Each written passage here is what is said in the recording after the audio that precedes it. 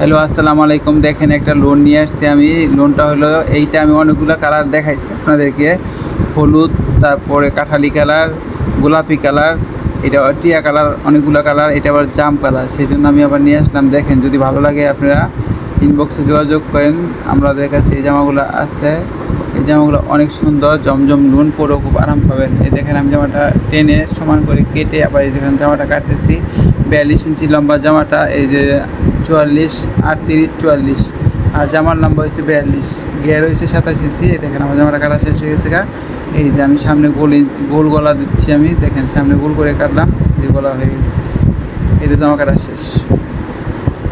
আর হাতার আমি দিব সাবানা হাতা। আমি বলছি না, সাবানা হাতাগুলো এই যে কুনি পর্যন্ত হাতা দিয়ে তারপরে আমি ওখানে কুচি করে দিই। সাবানা কিন্তু কুচি দেয় নাই, কিন্তু আমি এটা কুচি দিচ্ছি। কুচি দিলে একটু সাদা লাগে জামাগুলো, সেই জন্য কুচি দিয়ে দিচ্ছি। এই দেখেন জামা কাটা শেষ হয়ে গেলো। এই যে আমি হাতাটা কুচিটা কেটে দিলাম। এই যে কুচি কাটতেছি। দেখেন জামাগুলো অনেক সুন্দর। যদি ভালো লাগে আপনি ইনবক্সে যোগাযোগ করবেন। যোগাযোগ করলে আমাদের কাছে জামাগুলো পেয়ে যাবেন। আর এই দেখেন সেলোয়ারের কাপড়, এখানে 2.5 গজ কাপড় আছে। আপনি যেটা করতে চান সেটা হয়ে যাবে গা। এই যে কোমর দিয়ে সেলোয়ার কাটলে একটু লুজ হয়, এই জন্য আমি কোমর দিয়ে সেলোয়ারটা কাটতেছি। কোমর দিয়ে সেলোয়ারটা, কোমরের কাপড়টা কেটে নিলাম। এখন আমি এটা সেলোয়ারটা 4 ভাঁজ করে এখন আমি প্লাজো কাটবো। এই দেখেন 20 ইঞ্চি গিয়ার দিয়ে প্লাজো।